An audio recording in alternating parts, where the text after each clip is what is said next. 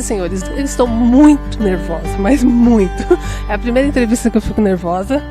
Geralmente são os convidados que ficam nervosos, mas hoje sou eu que estou nervosa, porque eu estou do lado dessa pessoa aqui. Gente, Marco Aurélio Maida. Ele é filósofo, mestre. Já é mestre? Já. Olha, mestre em educação. E escritor também. Casado, pai de Moniquinha. Beijo pra Moniquinha e pra Selma. É formado em filosofia e acabou já o mestrado. Ele escreveu também o livro Memórias de Onan. Exatamente. Vamos começar pelo Vamos.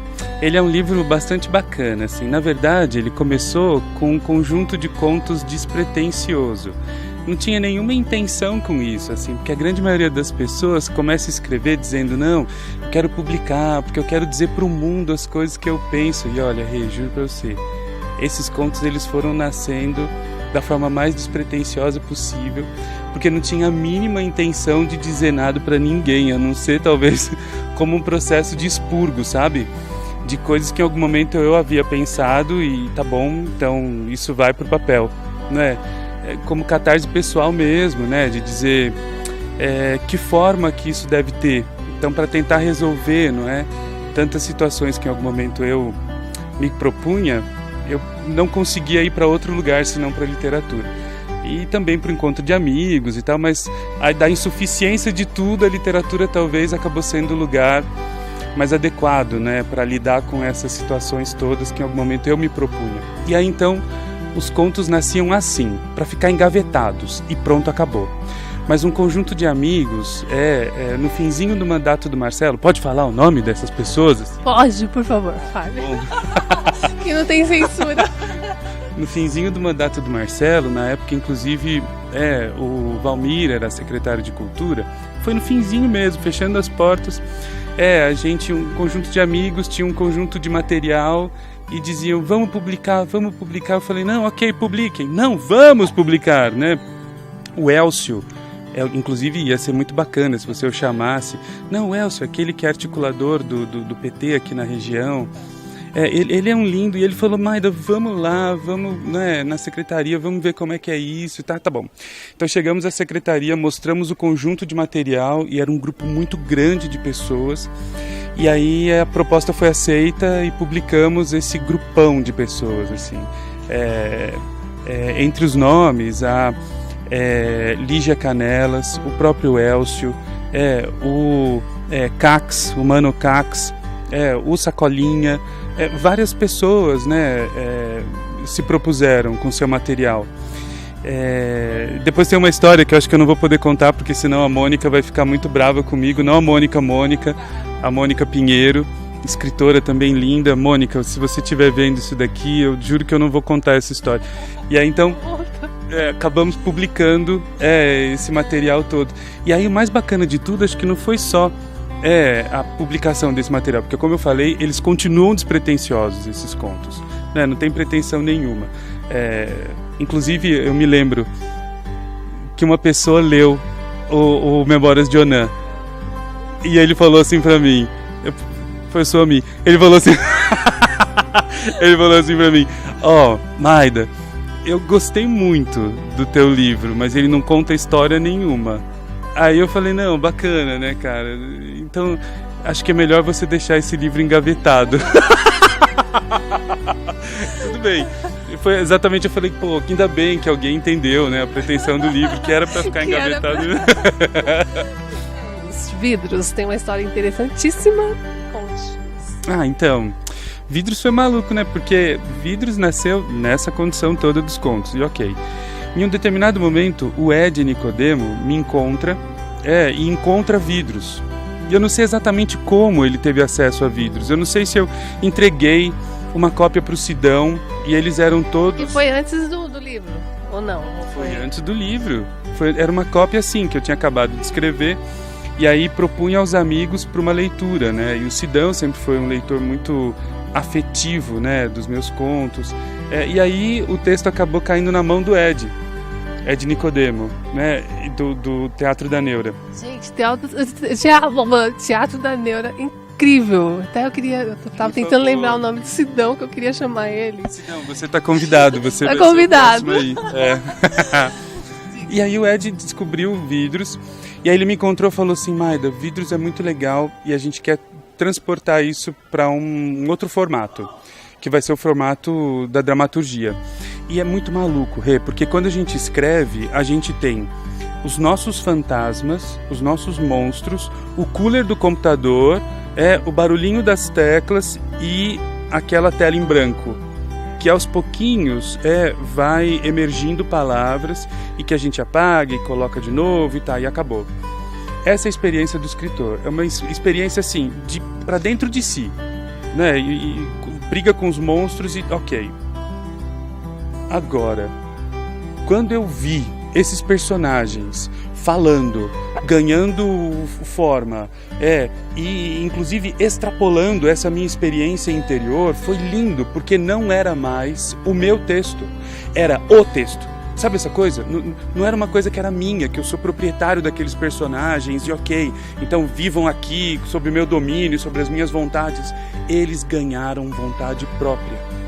Na mão da Tuane e do Ed. Tuane incrível, maravilhosa. Na mão da Tuane e do Ed, os personagens foram se desdobrando em outras possibilidades. É quase como se eles existissem de fato e eu só fui uma condição de possibilidade para que eles existissem, o Ed e Tuane uma outra condição de possibilidade, então eles extrapolaram, não são meus, né? E nesse momento talvez foi o momento em que a literatura foi muito bacana para mim, essa sensação de não pertença, então não sou eu, é uma qualquer coisa que está para além de mim, acabou.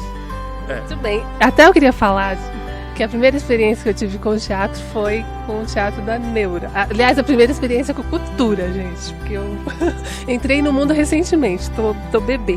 E aí foi no Teatro da Neura, que foi o Velório, aquela peça maravilhosa, que é tudo de bom aquilo. Sim. Aí foi quando eu conheci a Neura, e aí eu estou aqui. Agora, Marcos, vamos falar sobre filosofia. Nasce do espanto? Então, o espanto é bacana. O espanto eu gosto muito disso, né? Quando Aristóteles fala, então, se a gente faz filosofia, a gente faz porque o mundo deixa de ser o corriqueiro, deixa de ser o habitual, não é? Ele não é só um conjunto de elementos que só se multiplicam, como se fosse uma sucessão de fatos que eu posso catalogar e criar um sistema para registrar o procedimento desses dados objetivos. Então tá bom, né? Como é que funcionam os móveis? E aí então eu faço um catálogo de como funcionam os móveis e fico feliz e tranquilo, porque eu agora domino os processos dos móveis. Adoro essas coisas de processos. Processos são absurdos, né? E aí, imagina quando tudo isso que está na nossa frente nos surpreende. E aquilo que antes parecia ser dominado por nós, passa de alguma forma a nos surpreender. Então, se eu achei que uma lei que foi encontrada por um sujeito que acha que entendeu todos os processos dos dados objetivos, e se essa lei é subvertida pelos próprios dados objetivos, aí talvez que começa a filosofia. Nesse momento em que eu falo, eu não consigo dar conta de entender a partir de uma lei tudo aquilo que está em minha volta, né? E aí então esse espanto faz a gente começar a perguntar o porquê, né? Se perguntar de novo o porquê. Mas acho que o mais bacana de tudo é considerar o seguinte: a gente tem uma história aqui no Brasil e uma história que parece que ainda precisa ser contada, né? E aí então se começa a pensar filosofia no Brasil a partir, por exemplo, do século XIX. E aí então se começa a pensar filosofia quando chega a primeira faculdade no Brasil, e aí então um conjunto de pessoas que conhecem a filosofia instituída como disciplina ou como campo do saber começa a ensinar essa filosofia. E aí ensinam os clássicos, né? Ensinam Aristóteles, ensinam Platão, ensinam Descartes. E aí olha que legal, desconsideram tudo aquilo que foi fruto de pensamento e fruto de assombro das comunidades primitivas no Brasil, não é? Daqueles que são nativos desse lugar. Eles desconsideram toda forma de construção de mundo que era própria daqueles que foram trazidos para cá à força, né? E de como eles explicavam o mundo, de como o assombro os fascinava e os fazia perguntar por quê. E tentar encontrar, inclusive, hipóteses, né, para responder essas perguntas. Então, o que me interessa, na verdade, é essa vontade de recontar a história do pensamento no Brasil, sabe? E que eu acho que está muito mal contada. E a gente precisa... Tem muita coisa mal contada aqui. Como diz o... Só sei que nada... que nada sei. Você é religioso?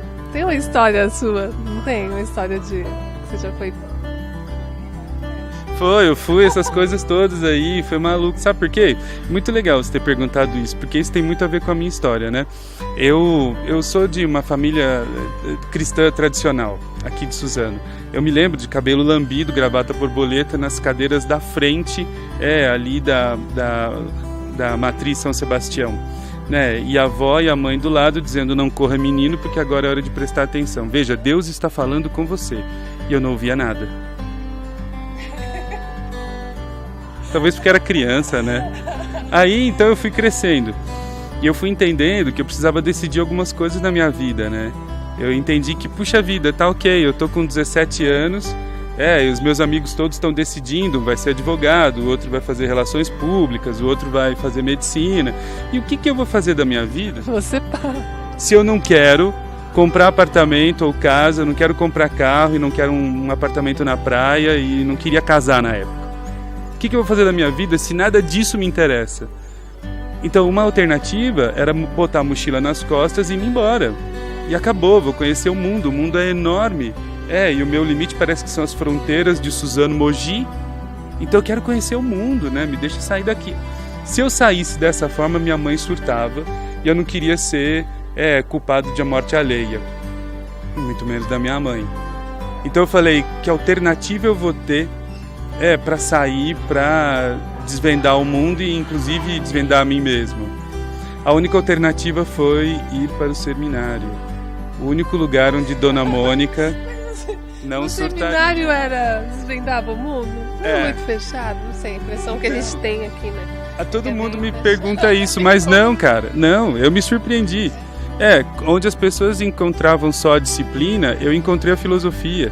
Onde as pessoas encontravam só ordem e obediência, foi lá que eu comecei a estudar filosofia. Eu encontrei pessoas interessantíssimas e histórias interessantíssimas. Havia pessoas de todo lugar do Brasil lá, né? Inclusive, me lembro, uma vez chegou um grupo de pessoas lá do Pará, eles eram de Ananindeua. E esses caras vieram me falar de Ananindeua, me contar o que é aquilo Pará, que é um outro Brasil, que é uma outra coisa absurda de ser bonito. Muita gente da região nordeste do Brasil, é uma outra cultura, um outro jeito de ser. Então, me colocar à disposição dessas pessoas para a gente poder conversar e poder falar e eles me mostrarem quem eles são, foi fascinante. E me abriu o mundo como possibilidade de existência. Mas aí, no meio dessa história, eu lá no seminário, no 2º ano de teologia, apareceu essa mulher maravilhosa, a Selma. Foi tudo, gente. Esse casal é o casal mais fofo do mundo. Aliás, a família. É uma graça vocês. Vocês umas gostosuras, os três. Beijo pras duas. E aí tudo mudou. Tudo mudou, muito bem. Vamos falar de... Eu ia falar de família agora. Pensei que a gente ia falar de maconha. Não, a gente não vai falar de maconha, né? Maconha não. Tá. Família. Vai falar demais dessas duas. Elas são fascinantes. Essas duas são a razão de existir para mim. Não é? Se não houvesse as duas, não haveria em momento nenhum por que levantar da cama. Não haveria qualquer compromisso com a cidade. Eu só me interesso por Suzano, só me interesso pelo Conselho de Cultura, pelo Conselho da Criança, pelo Conselho de Educação dessa cidade, porque Mônica está aqui, porque Selma está aqui, porque eu estou aqui, essa é a minha cidade. E eu quero uma cidade gostosa para andar no final de semana com essas mulheres e durante a semana com essas mulheres e dizer, olha que cidade gostosa de viver, né? Então, meu compromisso com a cidade é um compromisso que nasceu dessa minha experiência de amor e carinho por essas duas mulheres, né? E por achar que ter uma cidade bonita é, de alguma forma, construir um espaço de carinho e acolhida para essas duas. Né? Tudo, beijo para elas. Trajetória literária. Como é que é? Você está participando? Tô, mais ou menos. Eu tinha uma coisa, né, com a trajetória literária. Inclusive a gente tinha um movimento aqui muito bonito que chamava Rastilho. Inclusive Lígia Canelas, ela era uma das grandes motivadoras, e o próprio Sacolinha também. Da outra gestão, você diz? E isso, cara, em 2001 começa esse movimento aqui. Aí o Sacolinha se separa um pouco desse grupo, cria literatura no Brasil, mas não como um divórcio, como na verdade, né, grupos que eram muito amigos, e continuam sendo amigos até hoje. E aí então o Rastilho começou a andar por conta própria. E do Rastilho nasce um outro grupo que se chamou A Cura, Associação Cultural Rastilho.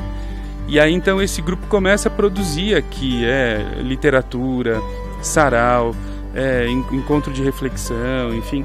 E a Cura existe até hoje, não como instituição, porque a gente nunca quis estatuto, a gente nunca quis, né, ser um grupo em definitivo. A gente se encontra porque a gente se ama e entende que a literatura de alguma forma é um amálgama que se propõe entre as pessoas. Mas olha, no meio dessa história existiu um movimento que a gente começou aqui chamado Associação de Professores de Filosofia do Alto Tietê. Você lembra disso? Não sei se isso estava aí no meu negócio. Não. Então, olha que bacana.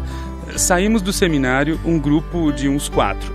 E esses 4 não achavam lugar por aqui, né, além de nós mesmos. Então a gente falou, a gente precisa se encontrar. E aí os primeiros encontros a gente tomava vinho.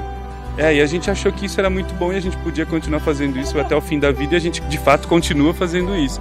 Agora, mais bacana do que tomar vinho, a gente começou a entender que existia um lugar que não era ocupado na cidade, que era o lugar da reflexão.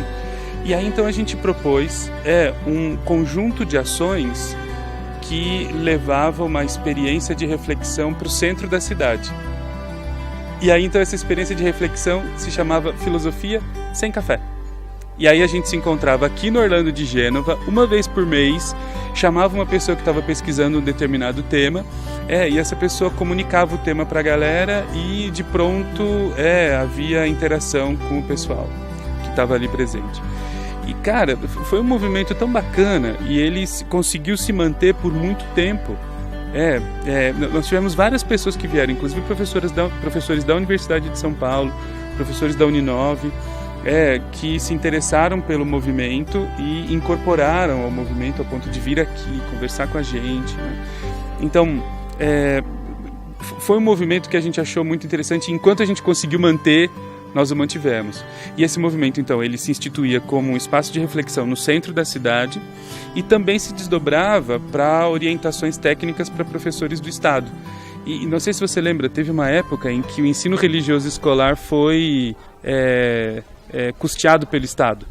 E aí mudou a legislação, né? Diz que não era ensino de religião, mas do fenômeno religioso. E quem que ia fazer a formação técnica dos professores para dar aula disso daí? Não tinha quem.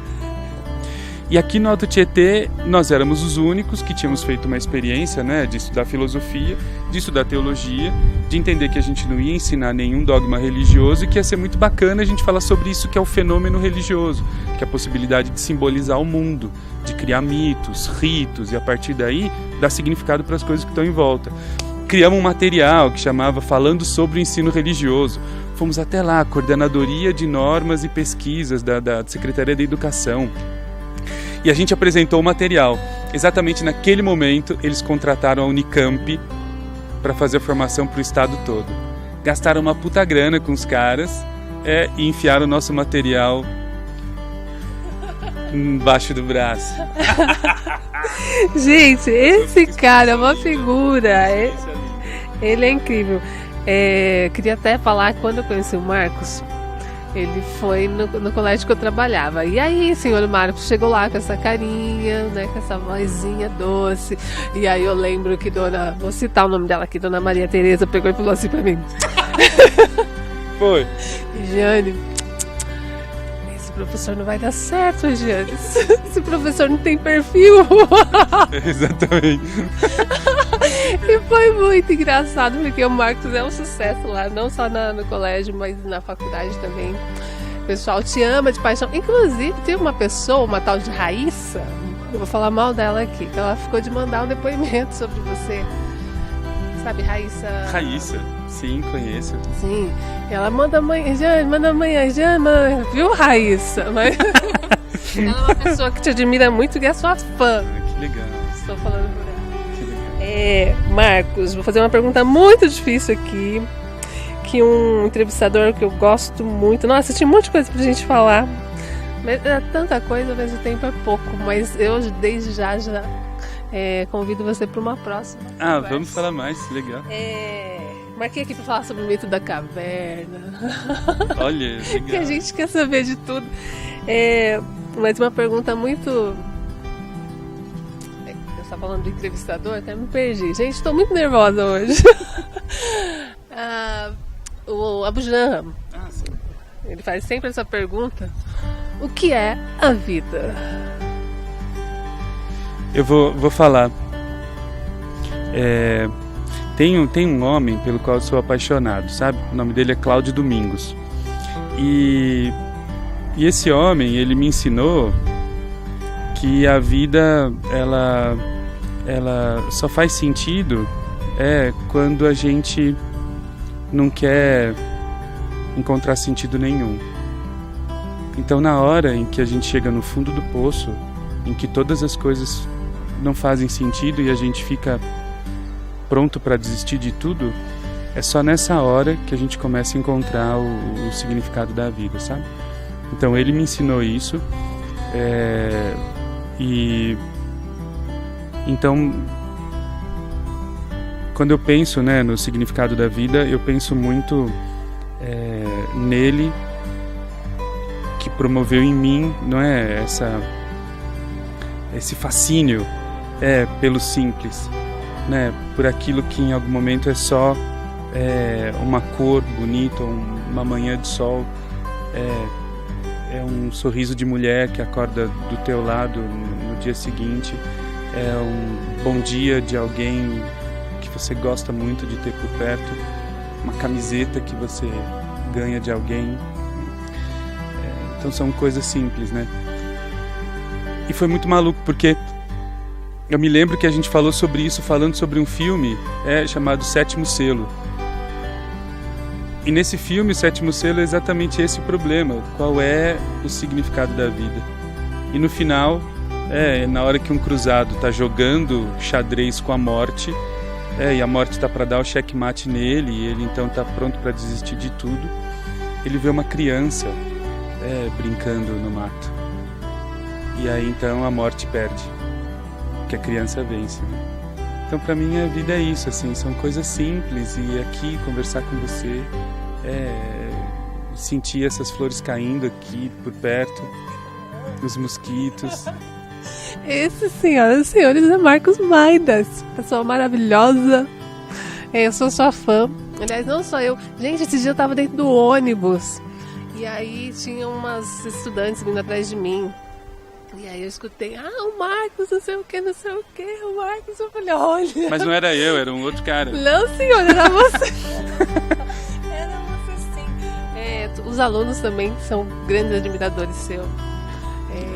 Nossa, é uma honra imensa para mim estar aqui conversando com você.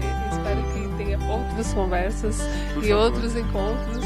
Legal, eu gostei. Beijo pra Moniquinha e pra Selma. E aonde flor floresça. Vamos amar Marcos Maida, gente?